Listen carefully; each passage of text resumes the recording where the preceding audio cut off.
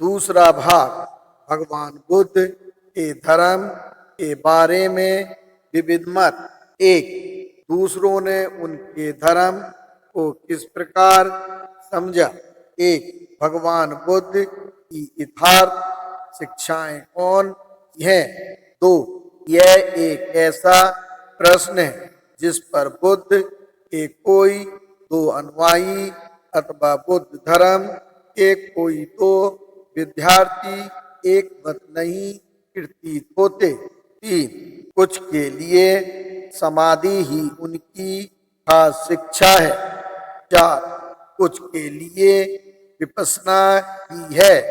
पांच, कुछ के लिए वो धर्म चंद विशेष रूप से दीक्षित लोगों का धर्म है। कुछ के लिए यह बहुत लोगों का धर्म है। छह, कुछ के लिए इसमें शुष्क दार्शनिकता के अतिरिक्त और कुछ नहीं। सात, कुछ के लिए यह केवल रहस्यवाद है। आठ, कुछ के लिए यह संसार से स्वार्थपूर्ण पलायन है। नौ, कुछ के लिए यह हृदय की प्रत्येक छोटी बड़ी भावनाओं को दफना देने का व्यवस्थित शास्त्र है। 10, बुद्ध धर्म के संबंध में और भी नाना मतों का संग्रह किया जा सकता है। 11, इन मतों का परस्पर विरोध आश्चर्यजनक है। 12, इनमें से कुछ मत ऐसे लोगों के हैं जिनके मन में किसी खास एक बात के लिए विशेष आकर्षण है। ऐसे ही लोगों में से समझते हैं कि बुद्ध धर्म का सार समाधि या विपश्यना में अथवा चंद दीक्षित लोगों का धर्म होने में है। 13, कुछ दूसरे मतों का कारण यह है कि बुद्ध धर्म के बारे में लिखने वाले अनेक लोग प्राचीन भारतीय इतिहास के पंडित हैं। उनका बौद्ध धर्म का अध्ययन आकस्मिक है और इतिहास संपर्क रहने के ही कारण है।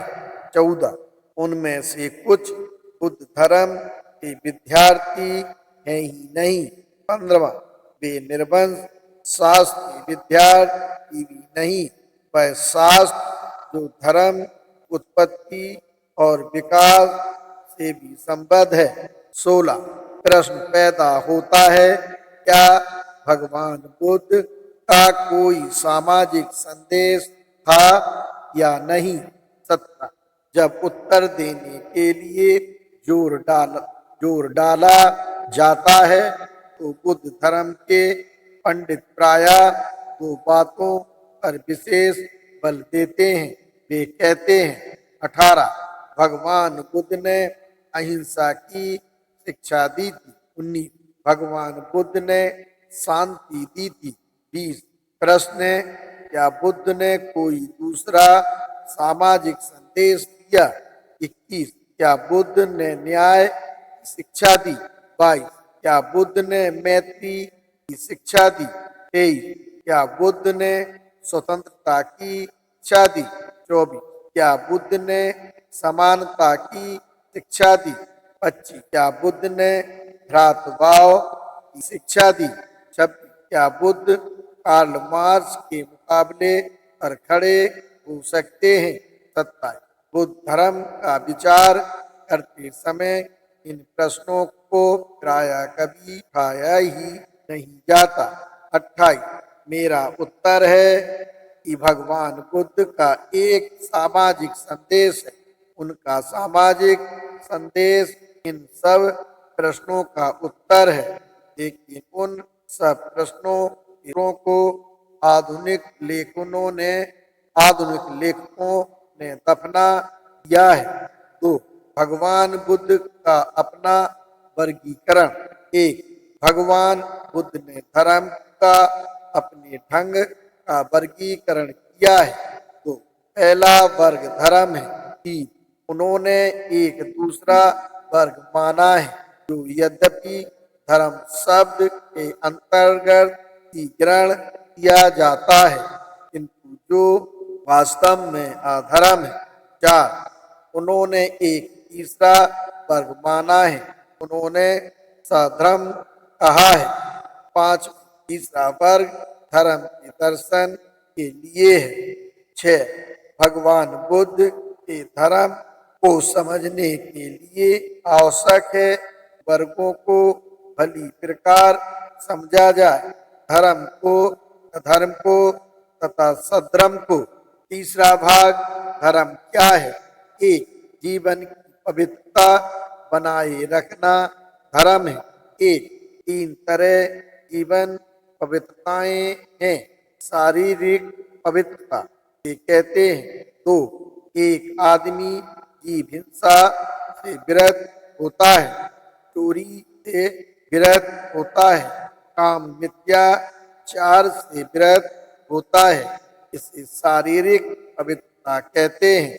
2, 3, वाणी की पवित्रता से कहते हैं। 4, एक आदमी झूठ बोलने से विरत रहता है। 5, मानसिक पवित्रता इसे कहते हैं। 6, एक भिक्षु जब काम छंद से ग्रस्त रहता है तो वह जानता है कि वह काम छंद है। यदि वह काम छंद से गिरसा नहीं रहता तो वह जानता है कि मुझ में काम छंद नहीं है। वह यह भी जानता है कि अनुत्पन्न काम छंद किस तरह उत्पत्ति होती है। वह यह भी जानता है कि उत्पन्न काम छंद का कैसे छेद होता है, और वह यह भी जानता है कि किस तरह भविष्य में काम छंद उत्पन्न नहीं होता। 7, यदि उसमें व्यापाद होता है, वह जानता है कि मुझ में व्यापाद दोष है। वह इसकी उत्पत्ति नाश को भी जानता है और यह भी जानता है भविष्य में इस प्रकार इसकी उत्पत्ति नहीं होती। 8, यदि उसमें अस्त्यायन, मृद, आलस, तंद्रा उत्पत्ति हुई रहती है तो वह जानता है स्त्यायन, मृद उत्पन्न है। उत्पन्न, यदि उसमें कुछ चिकित्सा उत्पन्न रहती है तो वह जानता है कि चिकित्सा उत्पन्न है। वह यह भी जानता है कि किस प्रकार इसका विनाश होता है और किस प्रकार भविष्य में इसकी उत्पत्ति नहीं होती। यही मानसिक पवित्रता कहलाती है।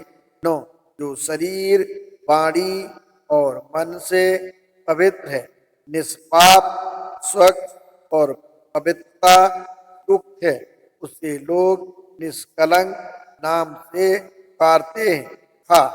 एक पवित्रता 3 तरह की है, शरीर की पवित्रता, वाणी की पवित्रता तथा मन की पवित्रता। 2, शरीर की पवित्रता इसे कहते हैं। 3, एक आदमी की हिंसा से व्रत रहता है, चोरी से व्रत रहता है, काम मिथ्याचार से व्रत रहता है, यह शरीर पवित्रता है। 2, वाणी की पवित्रता से कहते हैं। 5, एक आदमी बोलने से व्रत रहता है, बेअर्थ बातचीत से व्रत रहता है, यह वाणी पवित्रता कहलाती है। 6, मन की पवित्रता से कहते हैं। 7, एक आदमी ईर्ष्यालु नहीं होता और सम्यक दृष्टि रखता है, यह मन पवित्रता है। ये 3 तरह की पवित्रताएं हैं। ये 5 तरह की दुर्बलताएं हैं जिनसे साधना में बाधा पहुंचती है। कौन सी 5? तो जीव हिंसा, चोरी, काम, मिथ्याचार, झूठ और नशा पैदा करने वाली शराब आदि नशीलियों का ग्रहण करना। 3, ये 5 तरह की दुर्बलताएं हैं जिनसे साधना में बाधा पड़ती है। 4, जब साधना की पांचों बाधाएं दूर हो जाती हैं तो 4 स्मृति उपस्थानों की उत्पत्ति होनी चाहिए। 5, एक भिक्षु काय के प्रति कायानुपस्यना करता हुआ प्यार करता है। प्रयत्नशील, ज्ञानवान, स्मृतिमान और लोक में विद्यमान लोभ तथा दोर्मनस को काबू में किए हुए। 6, वह वेदनाओं के प्रति वेदनानुपस्यी हो प्यार करता है। 7, वह चित्त के प्रति चित्तानुपस्यी हो प्यार करता है। 8, वह चित्त में उत्पन्न होने वाले विचारों धर्मों के प्रति धर्मानुपस्यी हो प्यार करता है। प्रयत्नशील, ज्ञानवान, स्मृतिमान और लोक में विद्यमान लोभ तथा दोर्मनस को काबू में किए हुए। 9, जब साधना की 5 बाधाएं दूर जाती है 4 स्मृति उपस्थानों की उत्पत्ति होनी चाहिए। घात 1, ये 3 घात हैं, शीलघात, चित्तघात और दृष्टिघात। 3, शीलघात क्या है? एक आदमी प्राणी हिंसा करता है, चोरी करता है, काम भोग संबंधी मिथ्याचार करता है, झूठ बोलता है, चुगली खाता है, कठोर बोलता है तथा बेअर्थ बोलता है, यह शील घात कहलाता है। 3, चित्त घात किसे कहते हैं? 4, एक आदमी लोभी होता है, दोर्मनस युक्त होता है, यह चित्त का घात है। 5, दृष्टिघात क्या है? 6, यहाँ कोई आदमी इस प्रकार की गलत धारणा मिथ्या दृष्टि रखता है, दान देने में, त्याग करने में, परित्याग करने में कोई पुण्य नहीं, भले बुरे कर्म का कुछ फल नहीं होता, ना यह लोक है और ना परलोक है, ना माता है ना पिता है और ना सोत्पन्न प्राणी है। लोक में कोई ऐसे श्रमण ब्राह्मण नहीं है जो शिखर तक आ पहुंचे हो, जिन्होंने पूर्णता लाभ की हो, जिन्होंने अपनी ही अभिज्ञा से परलोक का साक्षात्कार किया हो और जो उसकी घोषणा कर सकते हो। भिक्षुओं, यह दृष्टिघात है। 7, भिक्षुओं, यह शीलघात, चित्तघात की और दृष्टिघात के ही कारण ऐसा होता है कि मरने के अनंतर प्राणी दुर्गति को प्राप्त होते हैं। ये 3 दृष्टिघात हैं। 8, भिक्षुओं, ये 3 लाभ हैं। कौन से 3? शील लाभ, चित्त लाभ तथा दृष्टि लाभ। 9, शील लाभ क्या है? 10, एक आदमी प्राणी हिंसा से व्रत रहता है, कठोर बोलने से व्रत रहता है और बेअर्थ बोलने से व्रत रहता है, यह शील लाभ है। 11, चित्त लाभ क्या है? 12, एक आदमी ना लोभी होता है और ना दोर्मनस युक्त होता है, यह चित्त लाभ है। 13, और दृष्टि लाभ क्या है?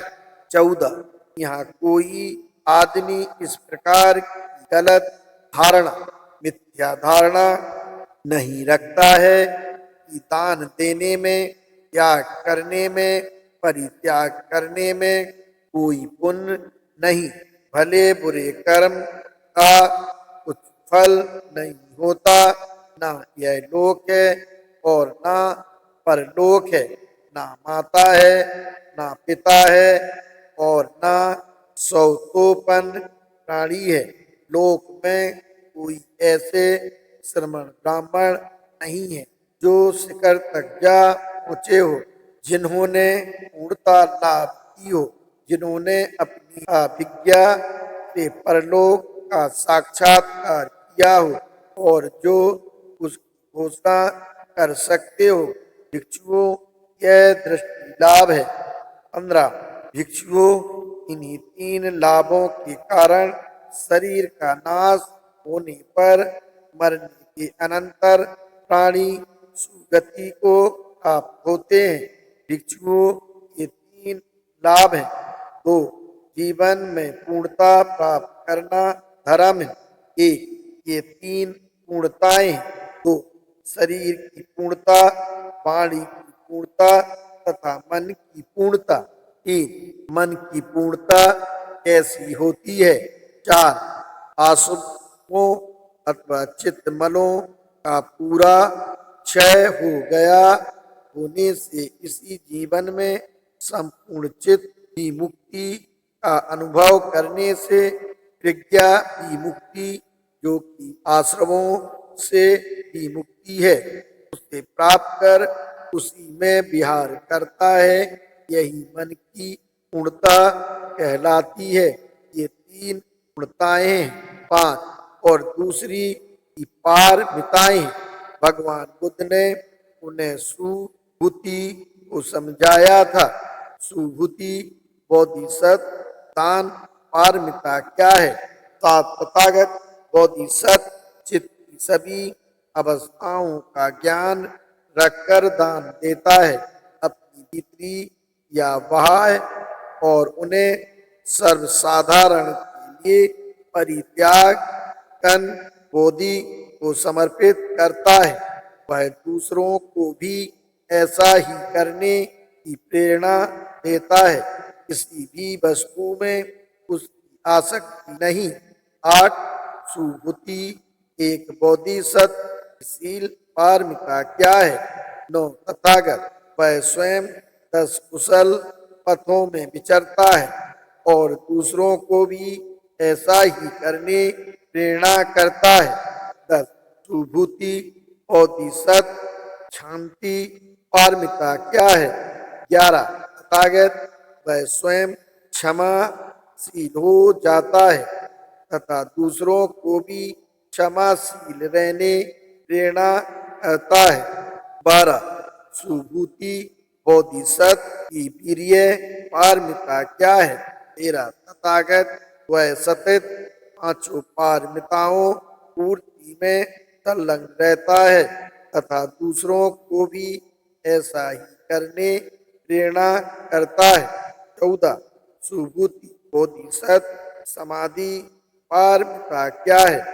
15 तथागत, वह अपनी कौशल ध्यानों का लाभ करता है किंतु तत्संबंधित रूप लोकों में उसका जन्म नहीं होता। वह दूसरों को भी ऐसा ही करने प्रेरणा करता है। 16 सुभूति, बोधिसत्व, प्रज्ञा, पारमिता क्या है? 17 तथागत, वह किसी धर्म, भौतिक या अभौतिक वस्तु में नहीं फंसता। वह सभी धर्मों के स्वभाव पर विचार करता है। वह दूसरों को भी सभी धर्मों के स्वभाव पर विचार करने की प्रेरणा देता है। 18 इन पारमिताओं का विकास करना धर्म है। 3 निर्वाण प्राप्त करना धर्म है। 1 भगवान बुद्ध ने कहा है, निर्वाण से बढ़कर सुखद कुछ नहीं। 2 भगवान बुद्ध द्वारा उपदिष्ट सभी धर्मों में निर्वाण का प्रमुख स्थान है। 3 निर्वाण क्या है? भगवान बुद्ध ने निर्वाण का जो अर्थ किया है वह उस से सर्वथा भिन्न है जो उनके पूर्वजों ने किया है। 4 उनके पूर्वजों की दृष्टि में निर्वाण का मतलब था आत्मा का मोक्ष। 5 निर्वाण के 4 स्वरूप थे। 1 लौकिक, खाओ पियो और मौज उड़ाओ। 2 योगिक, 3 ब्राह्मणी, 4 औपनिषदिक, निस्दिक, 6 ब्राह्मणी और औपनिषदिक निर्वाण में एक समानता थी। निर्वाण के दोनों स्वरूपों में आत्मा की एक स्वतंत्र सत्ता स्वीकार की गई थी। यह सिद्धांत भगवान बुद्ध को अमान्य ही था। इसलिए भगवान बुद्ध को निर्वाण के ब्राह्मणी और औपनिषदिक स्वरूप का खंडन करने में, उसे अस्वीकार करने में कोई कठिनाई नहीं हुई। 7 निर्वाण की भौतिक कल्पना इतनी अधिक जड़ता लिए हुए थी, वह कभी भी बुद्ध के गले से उतर ही ना सकती थी। इसमें कुछ भी आध्यात्मिक तत्व नहीं था। 8 भगवान बुद्ध लगता था निर्वाण के ऐसे स्वरूप को स्वीकार करना किसी भी मानव बड़ी से बड़ी हानि करना है। 9 इंद्रियों की भूख संतुष्टि उस भूख को बढ़ाने का ही कारण बनती है। इस प्रकार के जीवन में से सुख कभी उत्पन्न नहीं हो सकता। इसके विपरीत इस प्रकार के सुख में से अधिकाधिक दुख ही उत्पन्न हो सकता है। 10 निर्वाण का यौगिक स्वरूप एक सर्वथा अस्थायी अवस्था थी। इसका सुख नकारात्मक था। इसके माध्यम से संसार से संबंध विच्छेद हो सकता था। यह दुख से बच निकलना था, किंतु सुख प्राप्ति नहीं थी। इससे जितने भी कुछ सुख आशा जा सकती थी, वह सुख अधिक से अधिक योग की अवधि भर था। यह अस्थायी नहीं था, यह अस्थायी था। 11 बुद्ध का निर्वाण का स्वरूप अपने पूर्वजों के स्वरूप से सर्वथा भिन्न है। 12 बुद्ध के निर्वाण के स्वरूप के मूल में 3 बातें हैं। 13 इनमें से एक तो यह है कि किसी आत्मा का सुख नहीं बल्कि प्राणी का सुख। 14 दूसरी बात यह है कि संसार में रहते समय प्राणी का सुख आत्मा की मुक्ति और मरणांतर आत्मा की मुक्ति बुद्ध के विचारों से सर्वथा विरुद्ध बातें हैं। 15 तीसरा विचार जो बुद्ध के निर्वाण के स्वरूप का मूलाधार है, वह है राग द्वेष से अग्नि शांत करना। 16 राग तथा द्वेष प्रज्वलित अग्नि के समान है। यह बात भगवान बुद्ध ने अपने उस प्रवचन में कही थी जो उन्होंने बुद्ध गया में रहते समय भिक्षुओं को दिया था। भगवान बुद्ध ने कहा, 17 भिक्षुओं सभी कुछ जल रहा है। भिक्षुओं क्या सभी कुछ जल रहा है? 18 भिक्षुओं चक्षु इंद्रिय जल रहा है, रूप जल रहा है, चक्षु विज्ञान जल रहा है, चक्षु संस्कार जल रहा है, और उस संस्कार से जो भी सुख वेदना और आसुख आदुख वेदना उत्पन्न होती है, वह वेदना ही जल रही है। 19 और ये किस से जल रहे हैं? 20 ये रागाग्नि जल रहे हैं, द्वेषाग्नि से जल रहे हैं, ये मोहाग्नि जल रहे हैं, ये जाति जरा मरण दुख दो मारनस तथा उपायास जल रहे हैं। भिक्षुओं स्रोत इंद्रिय जल रहा है, सब जल रहा है, घ्राण इंद्रिय जल रहा है, गंध जल रहा है, जिह्वा जल रही है, रस जल रहे हैं, काय जल रहा है, चित्त के संकल्प विकल्प जल रहे हैं, और चित्त के संस्कारों से जो भी सुख वेदना दुख वेदना और आसुख आदुख वेदना उत्पन्न होती है, वह वेदना ही जल रही है। 22 और ये किससे जल रहे हैं? मैं कहता हूँ ये रागाग्नि से जल रहे हैं, दिवसाग्नि जल रहे हैं, मोहाग्नि से जल रहे हैं, जाति जरा मरण दुख तो तोर्मस नस तथा उपायास से जल रहे हैं। 24 जो इसका ज्ञान होने से जो विज्ञ और जो श्रेष्ठ है उसके मन में इच्छा उत्पन्न होती है, अपेक्षा उत्पन्न होने से रागाग्नि आदि की शांति होती है और रागाग्नि आदि के शांत जाने से वह मुक्त हो जाता है और मुक्त हो जाने से वह जानता है कि मैं मुक्त हो गया हूँ। 25 निर्वाण सुखद कैसे हो सकता है, यह एक दूसरा प्रश्न है जिसका उत्तर अपेक्षित है। 26 सामान्य तौर पर यह कहा जाता है अभाव आदमी को बनाता है, लेकिन हमेशा यही बात ठीक नहीं होती। आदमी बाहुल में रहता हुआ भी रहता है। 27 दुख लोभ का परिणाम है और लोभ दोनों को होता है, जिनके पास नहीं है उन्हें भी और जिनके पास है उन्हें भी। 28 भगवान बुद्ध ने भिक्षुओं को ये एक प्रवचन में यह बात भली प्रकार स्पष्ट कर दी है कि भिक्षुओं लोभ से लुब्ध, द्वेष से दुष्ट और मोह से मूढ़ चित्त से आदमी अपने दुखों से दुखी रहता है। आदमी दूसरों के दुखों से दुखी रहता है। आदमी मान वेदना और पीड़ा अनुभव करता है। 30 किंतु यदि लोभ द्वेष तथा मोह का मूलोच्छेद हो जाए तो आदमी न अपने दुखों से रहेगा न दूसरों के दुखों से दुखी रहेगा और न मानसिक वेदना और पीड़ा अनुभव करेगा। 31 इस प्रकार भिक्षुओं निर्वाण इस जीवन में प्राप्त है, भविष्य जीवन में ही नहीं अच्छा लगने वाला है। आक्षक और बुद्धिमान श्रावक इसे हस्तगत कर सकता है।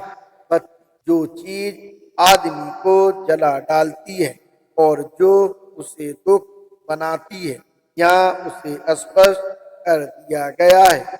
आदमी के राग द्वेष जलती हुई अग्नि के समान कहकर भगवान बुद्ध ने आदमी दुख की सर्वाधिक जोरदार व्याख्या की है। 33 राग द्वेष अधीनता आदमी को दुखी बनाती है। राग द्वेष को संयोजन अथवा बंधन कहा गया है जो आदमी निर्वाण तक नहीं पहुंचने देते। ज्यों ही आदमी राग द्वेष नोक से मुक्त हो जाता है उसके लिए निर्वाण पथ खुल जाता है, वह दुख का अंत कर सकता है। 34 भगवान बुद्ध ने इन संयोजनों को 3 विभागों में विभक्त किया है। 33 पहला विभाग वह है जिसका संबंध हर प्रकार की तृष्णा से है, जैसे कामुकता और लोभ। 36 दूसरा वर्ग वह है जिसका संबंध सभी प्रकार की तृष्णा से है, जैसे घृणा, क्रोध और द्वेष, दोष। 37 तीसरा वर्ग वह है जिसका संबंध सभी तरह की अविद्या से है, जड़ता, मूर्खता और मूढ़ता, मोह। 38 पहली राग अग्नि और दूसरी द्वेष अग्नि का संबंध आदमी की उन भावनाओं से है और उस दृष्टिकोण से है जो उसका दूसरों की वृत्ति है, जबकि तीसरी मोह अग्नि का संबंध सभी विचारों से है जो सत्य से भिन्न है।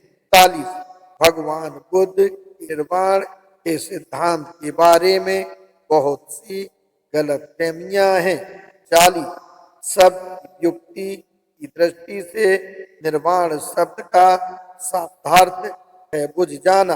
41 शब्द की इस व्युत्पत्ति को लेकर आलोचकों ने निर्वाण को दो कौड़ी का नहीं रहने दिया है, उसे एक सर्वथा बेहुदा बना दिया है।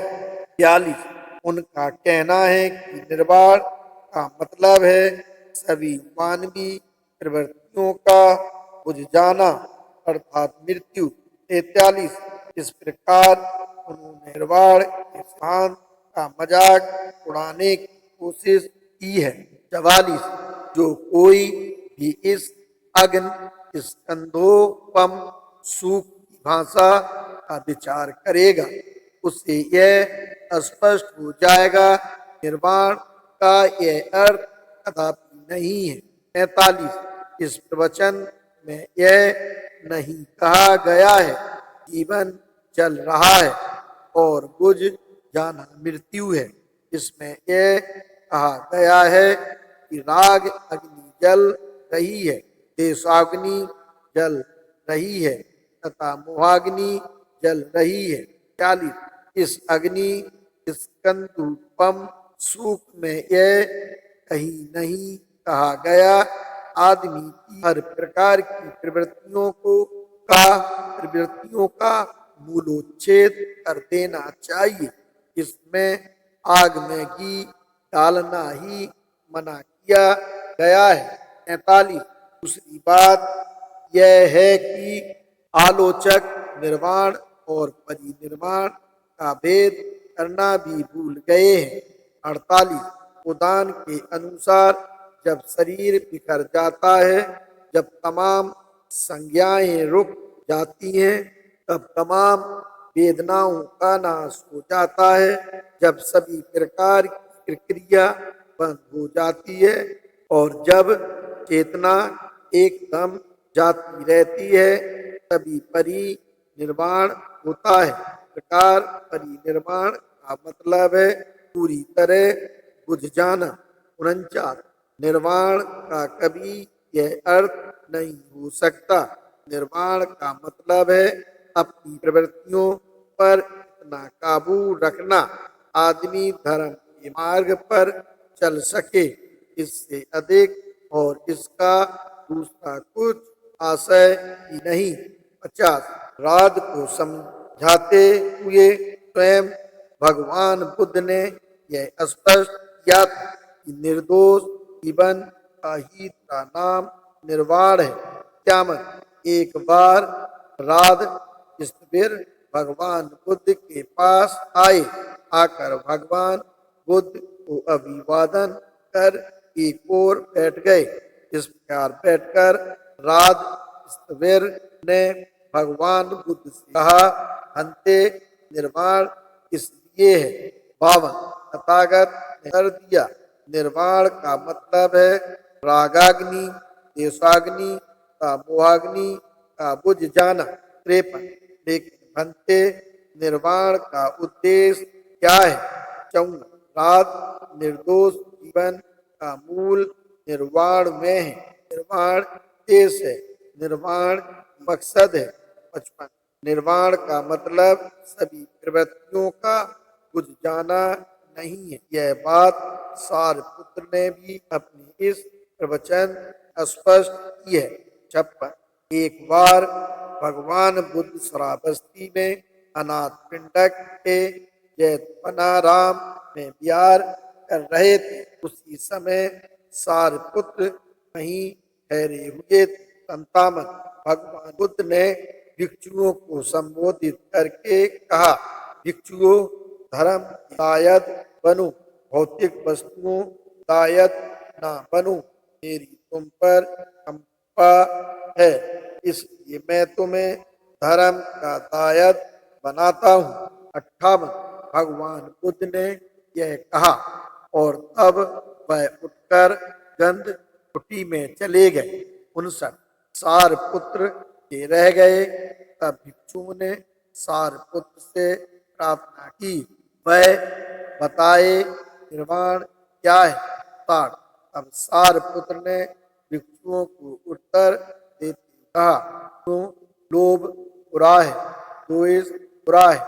61 इस लोभ और द्वेष की पाने का साधन मध्यम मार्ग है, जो आंख देने वाला है, जो ज्ञान देने वाला है, जो हमें शांति, अभिज्ञा, बोधि तथा निर्वाण ओर ले जाता है। 62 यह मध्यम मार्ग होता है। यह मध्यम मार्ग और अष्टांगिक मार्ग के अतिरिक्त नहीं। यही सम्यक दृष्टि, सम्यक संकल्प, सम्यक वाणी, सम्यक कर्मान, आजीविका, सम्यक व्रत, व्यायाम, सम्यक नृत्य, सम्यक समाधि। भिक्षुओं यही मध्य मार्ग है। 63 हाँ भिक्षुओं, क्रोध बुरी चीज है, द्वेष बुरी चीज है, ईर्ष्या बुरी चीज है, मात्सर चीज है, कंजूसपन बुरी चीज है, लालच बुरी है, ढोंग बुरी है, ठगी बुरी चीज है, उद्धतपन बुरी चीज है, मोह बुरी चीज है तथा प्रमाद बुरी चीज है। 64 मोह तथा प्रमाद नाश के मध्यम मार्ग है, जो आंख देने वाला है, जो ज्ञान देने वाला है, हमें शांति, अभिज्ञा, बोधि तथा निर्वाण ओर जाता है। 65 निर्वाण और अष्टांगिक मार्ग के अतिरिक्त और कुछ है ही नहीं। 66 इस प्रकार सारपुत्र ने कहा। चित भिक्षु सारपुत्र का प्रवचन सुन प्रमुदित हुए। 67 निर्वाण के मूल में जो विचार है वह यही है। यह निष्कलंकता का पथ है। किसी को भी निर्वाण और कुछ समझना ही नहीं चाहिए। 68 संपूर्ण उच्छेदवाद एक अंत है और परिनिर्वाण का अंत है। निर्वाण मध्य मार्ग है। 69 यदि निर्वाण इस प्रकार की तरह से समझ किया जाए, निर्वाण संबंध में सारी गड़बड़ी जाती है।